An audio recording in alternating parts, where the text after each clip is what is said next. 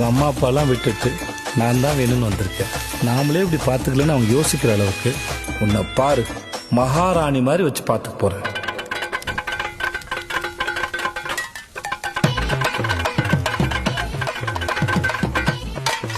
இதுதான் நீங்க மகாராணி மாதிரி பாத்துக்கிற லட்சணமா? பிடிக்கலன்னா உங்க அப்பாவோட அரண்மனைக்கு கிளம்பி போங்களேங்க. எங்க வீடு எங்களுக்கு அரண்மனை தான் சார். மேடம் நீங்க இந்த மாதிரி சாரு சாருன்னு சொல்லும்போது அப்படியே கடுப்பாகுது மேடம். நீங்க மேடம் மேடம்னு சொல்லும்போது எங்களுக்கு இனிக்குமா சார்? ஏண்டா உங்க வண்டியில ஏறணும்னு இருக்கு சார். இறங்கி போங்க மேடம், இறங்கி போங்க. உங்களை யார் தடுத்தது?